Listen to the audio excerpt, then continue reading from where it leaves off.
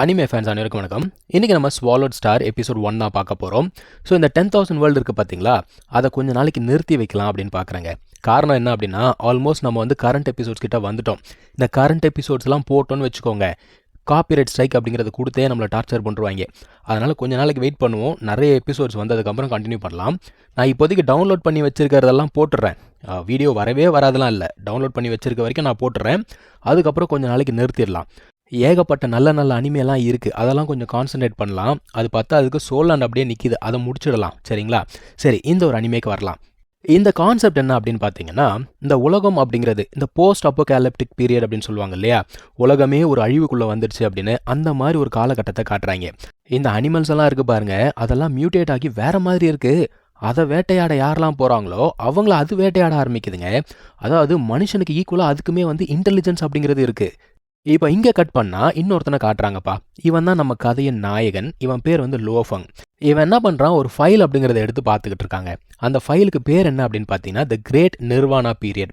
அதாவது இந்த அழிவு ஆரம்பிச்சது இல்லையா, அது எப்படி ஆரம்பிச்சது அப்படிங்கிறத எக்ஸ்பிளைன் பண்ணிக்கிட்டு இருக்காங்க. மனுஷங்க திடீர்னு பார்த்தீங்கன்னா ஒரு வைரஸால் அஃபெக்ட் ஆகி கொத்து கொத்தா சாக ஆரம்பித்தாங்க. அதாவது கிட்டத்தட்ட 2 பில்லியனுக்கு மேலே மனுஷங்க சாக ஆரம்பித்தாங்க. இது எல்லாமே எங்கேருந்து ஆரம்பிச்சதுரா அப்படின்னு பார்த்தா, மிருகத்துக்கிட்ட தான் ஆரம்பிச்சிருக்கு. அந்த வைரஸ் பேர் வந்து ஆர்ஆர் வைரஸ். அந்த வைரஸ் என்ன பண்ணியிருக்கு, இந்த அனிமல்ஸை இன்டெலிஜென்ட்டாக மாற்றிருக்கு. அது எல்லாமே வந்து மியூட்டேட் ஆகிடுச்சு. அதனால் அதோட இன்டெலிஜென்ஸ் அதிகமாக இருக்கிறதுனால அழிவும் ரொம்ப அதிகமாக இருந்திருக்கு.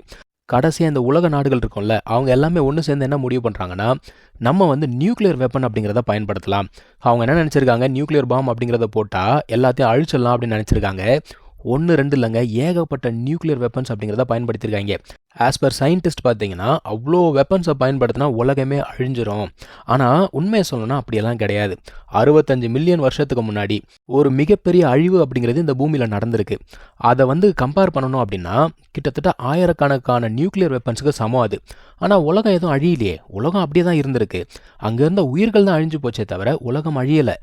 ஜப்பானில் பாம் அப்படிங்கிறத போட்டாங்க இல்லையா, அதை போட்டதுக்கப்புறம் ஒரு வருஷத்துலேயே அந்த இடத்துல பிளான்ஸ் அப்படிங்கிறது வளர ஆரம்பிச்சிருச்சு. காடுகள் அப்படிங்கிறது ஃபார்ம் ஆக ஆரம்பிச்சிருச்சு. அப்போ பிரச்சனை என்னென்னா, மனுஷங்களுக்கு மட்டும்தான் பிரச்சனையே தவிர நம்ம வீக்காக நினைக்கிறோம் இல்லையா அந்த பிளான்ஸு, அதுக்கு வந்து அழிவே கிடையாது. இவ்வளோ ஏன் அவ்வளோ வெப்பன்ஸை போட்டு அந்த அனிமல்ஸை கொல்லலான்னு பார்த்தாங்கல்ல, அதெல்லாம் சாகவே இல்லை. அது இன்னும் சர்வை பண்ணிக்கிட்டு தான் இருக்குது. ஸோ பாதிப்பு யாருக்கு அப்படின்னா மனுஷங்களுக்கு தான். ஸோ இவ்வளோ நடந்தால் கூட அந்த ஆர்ஆர் வைரஸ் அப்படிங்கிறது மனுஷங்களையும் ஸ்ட்ராங் ஆக்கியிருக்கு. அதில் ஒரு சில பேர் வந்து சண்டை போகிறதுக்கும் தயாராக இருக்காங்க, சோல்ஜர்ஸ் மாதிரி. அவங்கள வாரியர்ஸ் அப்படின்னு சொல்லுவாங்க. நம்ம ஹீரோவும் அந்த வாரியர்ஸில் ஒருத்தன், த பெஸ்ட்டுன்னு கூட சொல்லலாங்க. ஸோ அவன் என்ன பண்ணுறான்னா, பேட்டில் சூட் எல்லாமே போட்டுக்கிட்டு சண்டைக்கு கிளம்புறான். மனுஷங்க கூட சண்டை போகிறதுக்கு கிடையாது, பீஸ்ட் கூட சண்டை போகிறதுக்கு. ஆக்சுவலாக நம்ம ஹீரோ களத்தில் ஒன் ஆஃப் த பெஸ்ட்டுன்னு கூட சொல்லலாம். அந்த அளவுக்கு ஸ்ட்ராங்கான ஒரு பர்சன். ஆனால் இந்த அளவுக்கு அவன் எப்படி ஸ்ட்ராங் ஆனா, அதுக்கு பின்னாடி ஒரு கதை இருக்கணும்ல. அவன் எப்படி வாரியர் ஆனா, அது எல்லாத்தையும் தான் நம்ம இதுக்கு மேலே பார்க்க போகிறோம். இப்போது இங்கே கட் பண்ணால் ஒரு பையனை காட்டுறாங்கப்பா. நல்லா சைக்கிளை மிதிச்சுக்கிட்டு உடஞ்சு போன பிரிட்ஜுக்கு மேலே எங்கேயோ போய்கிட்டு இருக்கான். தம்பி, உடஞ்சு போன பிரிட்ஜுக்கு மேலே எங்கேப்பா போகிற நீயே? அவன் எங்கே போகிறான் அப்படின்னு தானே பார்க்குறீங்க. ஆக்சுவலாக இவன் தனியாக போல, இவன் கூட இவனோட ஃப்ரெண்டுமே இருக்கான். அந்த இடம் வந்து கிட்டத்தட்ட சொல்லணும்னா ஒரு பார்டர் மாதிரி சொல்லாங்க. ஏன்னா அங்கேருந்து பார்த்தீங்கன்னா, இதுக்கு முன்னாடி சிவிலைசேஷன் வாழ்ந்தாங்கல்ல, அந்த கிரேட் நிர்வாண பீரியடுக்கு முன்னாடி அந்த இடத்த நீங்கள் பார்க்க முடியும். ஆனால் அந்த இடம் ஃபுல்லாகவே மான்ஸ்டர்ஸ் இருக்குது. இப்போ இவங்களால உள்ளுக்குள்ளே போக முடியாது. அந்த நிர்வாண பீரியடுக்கு அப்புறம் அர்த் அலையன்ஸ் அப்படிங்கிறத ஃபார்ம் பண்ணி உலகத்திலேயே 5 ஸ்ட்ராங்கஸ்ட் நேஷன் இருக்கும்ல, அவங்க வந்து சர்வைவ் பண்ணிட்டாங்க. இருந்தாலும் நிறைய மக்கள் இறந்து போயிட்டாங்க வச்சுக்கோங்க. அதில் ஸ்ட்ராங்கஸ்ட் பீப்புளை தான் வாரியர்ஸ் அப்படின்னு சொல்கிறாங்க. அவங்கெல்லாம் கிட்டத்தட்ட ஹீரோஸ். அவங்களால மட்டும்தான், அதுவும் எல்லா வாரியர்ஸ் கிடையாது, அந்த வாரியர்ஸ்லேயே ஸ்ட்ராங்கஸ்ட் பீப்புள் மட்டும்தான் அந்த பழைய உலகத்துக்குள்ளே போய் எக்ஸ்ப்ளோர் பண்ண முடியும். நம்ம ஹீரோ என்ன சொல்கிறான், கண்டிப்பாக நானுமே வாரியர் ஆவேன் அப்படின்னு சொல்கிறான். அதான் அவனோட ஃப்ரெண்டு சொல்கிறான், டே நீ வந்து டேலண்டட்ரா, உனக்கு நல்ல ஸ்ட்ரென்த் இருக்குது, கண்டிப்பாக உன்னால் வாரியர் ஆக முடியும்னு சொல்லிட்டு அவனுமே என்கரேஜ் பண்ணி தான் பேசுகிறான். இருந்தாலுமே வாரியர் ஆகிறதுலாம் சாதாரண விஷயம் கிடையாதுங்க. அதுவும் ஏழை குடும்பத்துலேருந்து வந்தோன்னு வச்சுக்கோங்களேன், அது சாதாரண விஷயம் கிடையாது. லோஃபங் என்ன சொல்கிறான், என்னுடைய நெக்ஸ்ட் பிளான் என்ன அப்படின்னா, அந்த காலேஜ் என்ட்ரன்ஸ் எக்ஸாமினேஷனை முடிக்கணும், அதுக்கப்புறமா மிலிட்ரி அகாடமி போய் ஜாயின் பண்ணணும் அப்படிங்கிறான். நம்ம ஹீரோ பார்த்தீங்கன்னா ஒரு ஏழ்மையான குடும்பத்திலேருந்து வந்தவன் தான். அவங்கக்கிட்ட காசெல்லாம் கிடையாது. ஸோ கவர்மெண்ட்டில் கொடுக்கக்கூடிய அந்த சப்சிடி வச்சு அந்த மிலிட்ரி அகாடமியில் போய் ஜாயின் பண்ணி அங்கே ட்ரெயின் பண்ணி பெஸ்ட்டுன்னு ப்ரூவ் பண்ணால் தான் வாரியர் ஆக முடியும். பணம் நிறைய இருந்தால் அவங்களுக்கு வேறு வழி இருக்குன்னு வச்சுக்கோங்களேன். இவனுங்க 2 பேர் பேசிக்கிட்டே இருக்கும்போது வானத்தில் ஏதோ ஒன்று பறந்து போகிற மாதிரி இவங்களுக்கு தெரியுது. என்னடா நான் ஏதாவது தப்பாக பார்த்துட்டேனா அப்படிங்கிறான். அதெல்லாம் வாய்ப்பே கிடையாது. இந்த இடத்துல அந்த நிர்வாண பீரியடுக்கு அப்புறம் ஏகப்பட்ட ஷீல்டு வெப்பன்ஸ் எல்லாம் போட்டிருக்காங்க, எதுவும் கடந்து போக முடியாதரா, நீ வா நம்ம கிளம்பலான்னு சொல்லிட்டு கிளம்பி போயிட்டாங்க.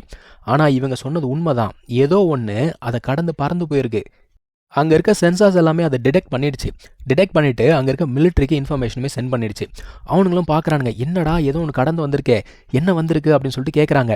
வந்திருக்கிறது என்னடா அப்படின்னு பார்த்தீங்கன்னா, இது வந்து கோல்டன் ஈகிளாம். இது பறக்கக்கூடிய வேகம் அப்படிங்கிறது ஸ்பீட் ஆஃப் சவுண்டை விட 3.9 டைம்ஸ் அதிகமாக இருக்குமா. அது பத்தாதுக்கு இதோட ஃபெதர் இருக்குது பாருங்கள், டைமண்ட் விட பயங்கர ஸ்ட்ராங்காக இருக்குமா. ஸோ சாதாரண வெப்பன்ஸ் வச்செல்லாம் அதை அட்டாக் பண்ண முடியாது. ஸோ அதான் கேட்குறாங்க, சரி அது எவ்வளோ தூரத்தில் இருக்குது அப்படின்னு கேட்குறாங்க. இது வந்து கிட்டத்தட்ட 1000 கிலோமீட்டர்ஸ் தூரமாக இருக்குது. அது பறக்கிற ஸ்பீடை வச்சு பார்த்தா 15 மினிட்ஸில் வந்துருமா. சரி நம்ம ஆட்கள் எங்கடா இருக்காங்க அப்படின்னா, அதோ பக்கத்தில் வந்துட்டாங்க, அட்டாக் பண்ண போகிறாங்க அப்படிங்கிறாங்கப்பா. இவனுங்களும் போய் அட்டாக் தான் பண்ணுறாங்க. ஆனால் ஒரு அட்டாக் கூட வேலை செய்யலை. ஆனால் அந்த பறவை திரும்பி அடிச்சது பாருங்க, ஒரு ஃபைட்டர் ஜெட்டு கூட திரும்ப போல, மொத்தமாக எல்லாமே காலி. இப்போ இங்கே கட் பண்ணால் சிட்டிக்குள்ளே காட்டுறாங்க. ஆக்சுவலாக நம்ம ஹீரோ அவனோட ஃப்ரெண்டு நடந்து போய்கிட்டு இருக்காங்க இல்லையா, அங்கே நிறைய மக்கள் அப்படியே அவங்க பாட்டுக்கு இயல்பாக வாழ்ந்துட்டு இருக்காங்கன்னு வச்சுக்கோங்க. இவனுங்க எதை பற்றி பேசிகிட்டு இருக்காங்கன்னா, அந்த RR வைரஸ் இருக்குல்ல, அதை பற்றி தான் பேசிக்கிட்டு இருக்காங்க. அது ஆக்சுவலாக ஹியூமன்ஸ் அஃபெக்ட் பண்ணதில் ஒரு நல்ல விஷயமும் இருக்குது. அது ஹியூமன்ஸோட ஸ்ட்ரென்த் அப்படிங்கிறத இன்க்ரீஸ் பண்ணி கொடுத்துருக்கு. அதனால தான் அவங்களால வாரியர்ஸ் ஆக முடியுது இல்லையா. ஸோ நல்ல விஷயமும் இருக்குது. அதை பற்றி தான் பேசிக்கிட்டு போகிறானுங்க. சரிடா அதெல்லாம் ஃப்யூச்சரில் பார்த்துக்கலாம், இப்போதைக்கு ப்ரெசென்ட்டாக பார்ப்போண்டா அப்படிங்கிறானுங்க. அந்த இடத்துல நிறைய ஸ்டூடெண்ட்ஸ்லாம் நடந்து போகிறாங்கல்ல, அதில் ஒரு பொண்ணு இருக்காப்பா, வேறு யாரும் கிடையாது, நம்ம ஹீரோயின் தான். நம்ம ஹீரோயின் பார்த்தீங்கன்னா ஒரு மிகப்பெரிய ஃபேமிலியிலேருந்து வந்திருக்கா. ஆனால் அந்த இன்ஃபர்மேஷன் நம்ம ஹீரோக்கு இன்னுமே தெரியாது.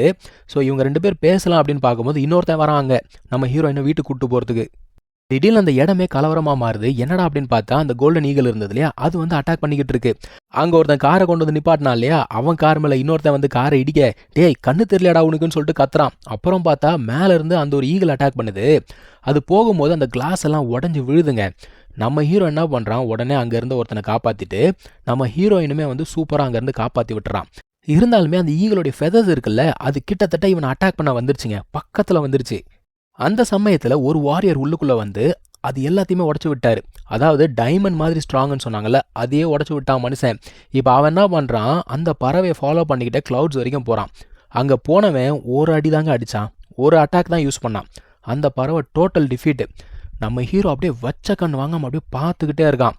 அதாவது இவனுக்கும் வாரியர் ஆகணுன்ற ஆசை இல்லையா, அந்த வெறியை நம்ம ஹீரோயின் அவன் கண்ணில் பார்க்குறான். ஸோ கண்டிப்பாக நானும் வாரியர் ஆவேன் அப்படின்னு சொல்லிட்டு அன்னைக்கு எடுக்கிறான் ஒரு முடிவை. ஸோ இதுக்கப்புறம் என்ன நடந்தது அப்படிங்கிறத நம்ம அடுத்த எபிசோடில் பார்க்கலாம். தேங்க்யூ ஸோ மச் ஃபார் வாட்சிங். Take care. பை.